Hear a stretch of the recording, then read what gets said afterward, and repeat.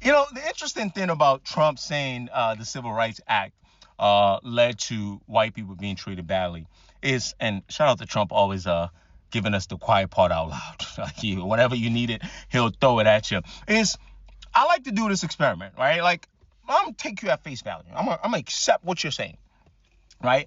And I would ask, well, what's the alternative? See, because as much as we talk about these people and how inefficient they are actually governing, what I do understand about them, and just follow me here, is they're good at grabbing power. They're good at harboring hate. They're good at getting their base riled up to get what they want. Right? So this is all planned. I know that they can only say things like this because they've got that cult hive mentality. They've got that cult trained to ignore the past. That's why they say things like, they're teaching our kids these woke history. So when they teach them that, they now have selective understanding of American history. Because life for Black Americans before, and not only just Black Americans, right? Because thanks to the fight of Black Americans, you now get, yes, the Hispanic people, yes, the Asian people, yes, other people that weren't close enough to the proximity of whiteness, right? And then you get immigrants, my family, right?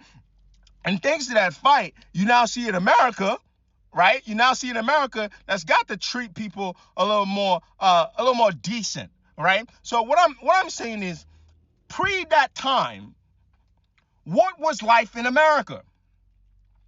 Are you saying what you're saying because you want to go back to that?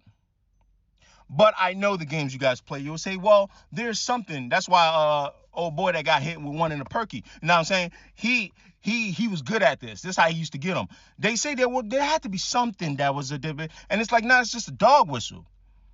You've sold your people that, equality means oppression. And if you're wondering, like, well, why would they do that other than pure racism? That's the thing about like this group of whatever these people are, is you got to understand some of it is pure hatred and wanting to subjugate groups of people. The other is you got to understand the rich billionaire, millionaire class. This is how they play folks. You convince a middle class or low class white man that an immigrant or a Black person, a Black American, Hispanic, Asian person is succeeding, is why they're down bad. They'll vote for you, give you more power. Meanwhile, you don't even got to do nothing for them. You just keep, sowing the same seed. You just keep, they've been doing this since the Southern strategy. They've been doing it since God knows when, right? But, so what I'm saying is, well, what's the alternative? Right? Like you say these things, and then that leads me to my next point, which is like, all right, bro, let's really talk about it. When you come in with this, I'm superior, my race is superior, da da da da. Man, if the elimination of oppression,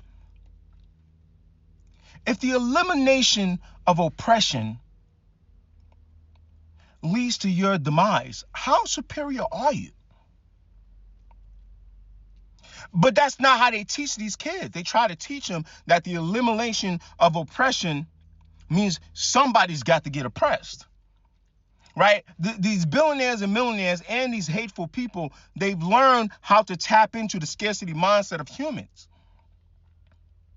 Learn how to do it. I read recently the average homeowner in America, age 52. Or was it high 40s? It ain't got nothing to do with civil rights era. That's all of us grouped together. Go look at private equity. Go look at hedge funds. Like, you know what I'm saying? Go look at our government, the decisions our government has been making. Go look at our military industrial complex. Go look at lobbyists in Congress. Go look at our foreign affairs. Right? So, there's going to be, and I'm not really too much, I'm going to wrap up here. I'm not really too into trying to convince bigoted people like, I need you on my side, class consciousness. I'm not into it too much. But at a certain point, man, I have to, and I don't want to say try, but I have to make sure that I do explicitly say that so the cycle doesn't continue. Because if you got that much hate in your heart, I don't really know if there's that much hope for you to not see me as your enemy. Right? But I have to mention that, hey, man, are you okay with being used like this, being treated like an idiot,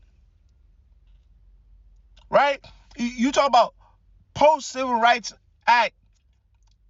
Really do some Googles, man. Do the knowledge, do the work, and look at how your politicians have pivoted and started treating you like fodder, damn near eliminating the middle class, right? All to keep enriching a small group of people.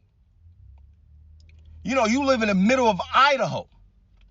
You've maybe seen 2 black people your whole life.